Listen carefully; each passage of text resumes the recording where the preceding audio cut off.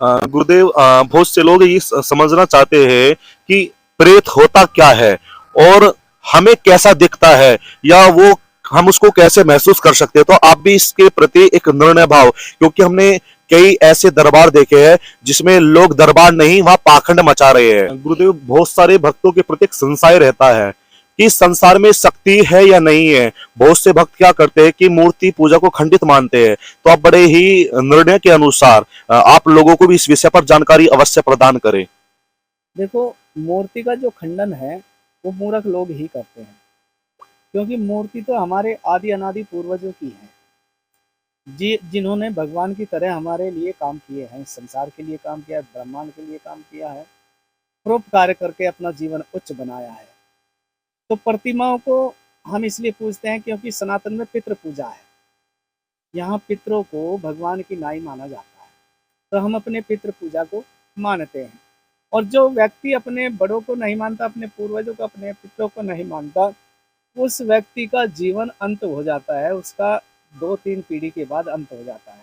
आपने देखा होगा, सनातन के अलावा जो लोग अपने पूर्वजों की पूजा नहीं करते, जो केवल दीवारों की पूजा करते हैं, कुछ लोग ऐसे हैं उन्हें पता ही नहीं हमारे आदि अनादि पूर्वज कौन हुए, अनादि देव कौन हुए हमारे जीवन में, तो वे कुछ नहीं लगाते और खाली वहाँ माथा टेकते हैं। तो उनका जीवन आज कहाँ है, दुश्वार हो रहा है, जीना दुश्वार हो रहा है उनका, विश्व स्तर पे, ये भारत के स्तर पे नहीं, विश्व स्तर पे दुश्वार हो रहा है उन्हें जीना। जो लोग सनातन को नहीं मानते, वो लोग आज सनातन के आगे अमुक बने खड़े हैं, क्योंकि सनातन में ही वो शक्ति है जो सबका मार्गदर्शन कर सकती है। आज सनातन सबका मार्गदर्शन कर रहा है, ये सब जानते हैं, सब सनातन की ओर अग्रसर है। विश्व स्तर पर देखो, दूसरे मजहबों के लोग सनातन को अपना रहे हैं, पुनर्घर वापसी कर रहे हैं। तो सनातन में वो शक्ति है, इसीलिए तो आ रहे हैं, शक्ति की ओर ही तो भागता है आदमी। आज सनातन शक्तिशाली है तो सनातन की ओर भाग रहे हैं। जब शक्ति क्षीण हुई थी, लोग अपने इतिहास से हटे थे और अपना ज्ञान खो बैठे थे, उस समय सनातन से हट के मजहबों की स्थापना कर ली लोगों ने। धर्म तो केवल सनातन है और सनातन की ओर जागृति और ही तो आ रहे हैं। गुरुदेव, बहुत से लोग ये समझना चाहते हैं कि प्रेत होता क्या है और हमें कैसा दिखता है, या वो हम उसको कैसे महसूस कर सकते हैं। तो आप भी इसके प्रति एक निर्णय भाव, क्योंकि हमने कई ऐसे दरबार देखे हैं जिसमें लोग दरबार नहीं, वहां पाखंड मचा रहे हैं। तो वो पाखंड के कारण हमारा सनातन धर्म तो बदनाम होने जा रहा है। इसीलिए आप बताइए, प्रेत है क्या और प्रेत को हम कैसे महसूस कर सकते हैं गुरुदेव।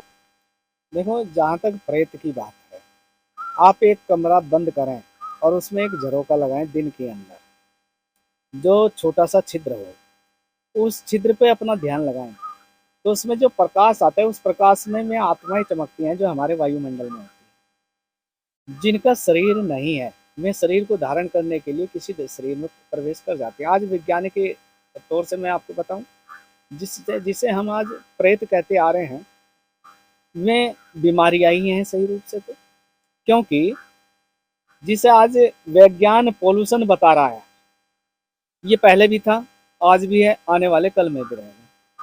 जब वो हमारे मस्तिष्क पे चढ़ेगा, तो हमारी जो अपनी आत्मा है, उस आत्मा में दूसरी आत्मा है, जो पोल्यूशन नाम दिया जिनको, वे जब संक्रमण कर जाती हैं, तो हमारी आत्मा वहाँ काम नहीं करती। वो जो शुक्राणु होते हैं, जो वो जीवात्मा आती हैं हमारे शरीर में प्रवेश, वे अपना काम करती हैं।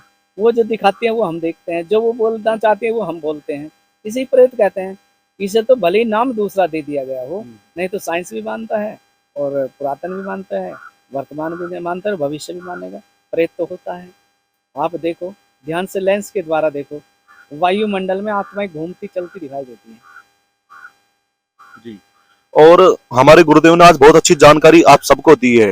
आप इस वीडियो को ज्यादा से ज्यादा शेयर अवश्य करें, और आपकी जो इच्छा है तो है कमेंट बॉक्स में डाल सकते हैं। लेकिन हम पुनः एक बार बताना चाहते हैं, सत्यलोक आश्रम बेल्डा बुजुर्ग और सहारनपुर उत्तर प्रदेश की धरा पे हमारे इस आश्रम में कई ब्रह्मचारी ऐसे रहते हैं जो गुरुकुल की पढ़ाई के बाद हमारे गुरु भगवान के चरणों में जो सेवा दे रहे हैं। यहाँ हमारे दिलावर शास्त्री जी, जिसने गुरुकुल बरनावा लाक्ष ग्रह से वहां से उत्तर माध्यम प्रदान की, अर्थात वहां से इंटर की, तदुपरांत वहां से ग्वाली खेड़ा से शास्त्री करने के बाद हमारे गुरु भगवान के चरणों में सेवा दे रहे हैं। तो यहाँ हमारे इस आश्रम के धरा पर 11 ब्रह्मचारी रहते हैं जो यहाँ नित्य दिन योग करा करते हैं, गुरु भगवान की सेवा करते हैं, नित्य दिन संध्या उपासना भजन या कीर्तन करते हैं। और आने वाले कुछ दिनों बाद हमारा एक गुरु भगवान के चरणों से एक आज्ञा है, आने वाले कुछ दिन बाद यहाँ एक गुरुकुल की भी परंपरा चलाई जाएगी। जो आजकल जो नौजवान ज्यादातर दूसरे मार्ग पर जा रहे हैं, उनको आध्यात्मिक का ज्ञान नहीं है, उनको इस भगवान के विषय पर चर्चा का ज्ञान नहीं है, क्योंकि जब तक वह गुरुकुल की परंपरा, उनकी दिनचर्या, उनके संस्कारों का उनके अंदर वो धारणा नहीं डाली जाएगी, तो जब तक उनके अंदर संस्कार नहीं उत्पन्न होंगे, तो आप अपने बच्चों के अंदर संस्कार डालना चाहते हो तो आप ऐसे महापुरुष गुरु भगवान के चरणों से उनके चरणों की सेवा कराए, देखना संस्कार उत्पन्न होगा। दूसरा, अपने बच्चों को आप इस राष्ट्र के प्रति अपने बच्चों को आगे बढ़ाना चाहते हो तो गुरुकुल में उनको अध्ययन कराइए, गुरुकुल में उनको पढ़ाइए, और देखना गुरुकुल का जो अर्थ है वह सरल है, गुरु का एक परिवार। हमारे गुरु भगवान यहाँ विद्यमान है, तो हम गुरु भगवान के चरणों से यह प्रार्थना करते हैं, गुरुदेव आप इस गुरु के विषय पर अवश्य बताएं। देखो, मैं तो इस विषय पर जो बात करना चाहता हूँ, संसार से तो हम बात करते भी हैं, करते रहे हैं और करते भी रहेंगे, लेकिन वर्तमान सरकार जो सनातन को स्वीकार भी करती है, उसका अब जो मिशन है वो मिशन है भारत को विकसित रखना, भारत को विकसित बनाना, भारत को स्वयंभू बनाना। और ये जब होगा जब ज्ञान होगा, और ज्ञान कहाँ से होगा? गुरुकुल से ही होगा। मैं भारत सरकार और उत्तर प्रदेश सरकार से निवेदन करता हूँ कि सरकार गुरुकुलों की ओर ध्यान दें और गुरुकुलों को डेवलप करें, और जितने भी विद्यार्थी पढ़ना चाहते हैं वो गुरुकुलों के माध्यम से ही पढ़ें। विद्यालयों में भी गुरुकुल की व्यवस्था होनी चाहिए। जब संस्कार और शास्त्र और शस्त्र की विद्या तीनों हमारे पास होंगे तो हम ऐसे शक्तिशाली बनेंगे कि उस शक्ति को कोई क्षीण करने वाला नहीं है। हम विश्वगुरु बनेंगे, शक्ति संपन्न हमारा देश होगा। बहुत सुंदर। तो आप हमारे गुरुदेव के चरणों से जुड़े, और जो इस आश्रम के लिए सेवादान या अपना जो योगदान देना चाहता है, तो गुरुदेव भगवान का नंबर है, हमारे जो वीडियो कलाकार है वो इस वीडियो में अवश्य डालेंगे। और कुछ दिनों में आने वाले जल्दी यहाँ बाबा गुरु गोरक्षनाथ का मंदिर का निर्माण भी करा जाएगा, और माँ बगलामुखी के मंदिर का भी निर्माण करा जाएगा, और हो सकेगा कुछ दिन में यहाँ गौशाला का भी हम नित्य दिन गुरुदेव से स्तुति और वंदन करते हैं। तो आप अपना इस भूमि के लिए, इस आश्रम के लिए दान प्रदान कर सकते हैं। धन्यवाद। और आप सब जुड़े गुरु भगवान के चरणों में, आप सब अपनी अपनी अरदास लगे गुरु भगवान के चरणों में।